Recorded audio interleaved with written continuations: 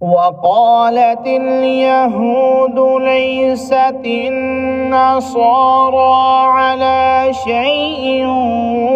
وقالت النصارى ليست اليهود على شيء وقالت النصارى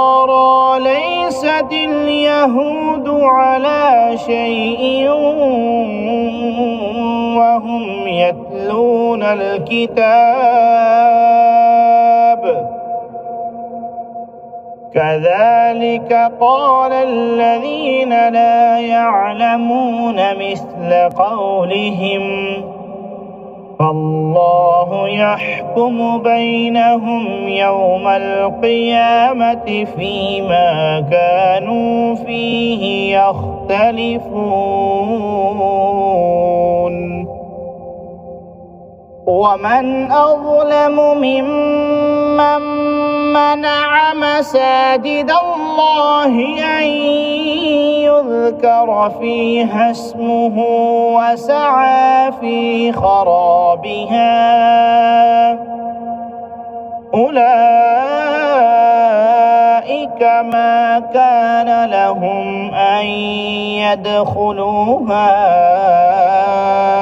إلا خائفين لهم في الدنيا خزي ولهم في الآخرة عذاب عظيم ولله المشرق والمغرب فأينما تولوا فثم وجه الله إن الله واسع عليم وقالوا اتخذ الله ولدا سبحانه بل له ما في السماوات والأرض كل له قانتون بديع السماوات والأرض وإذا قضى أمرا فإنما يقول له كن فيكون وقال الذين لا يعلمون لولا يكلمنا الله أو تأتينا آية كذلك قال الذين من قبلهم مثل قولهم تشابهت قلوبهم قد بينا الآيات لقوم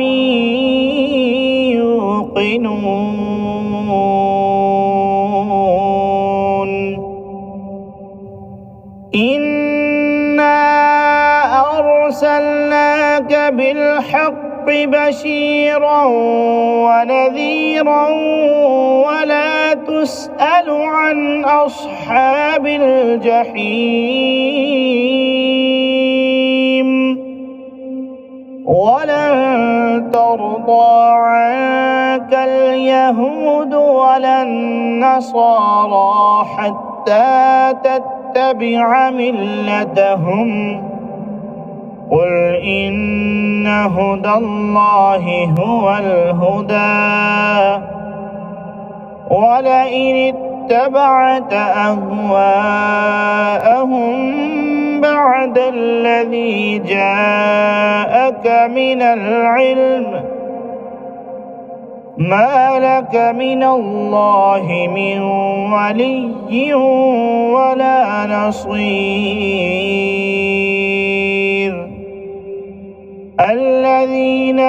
آتيناهم الكتاب يتلونه حق تلاوته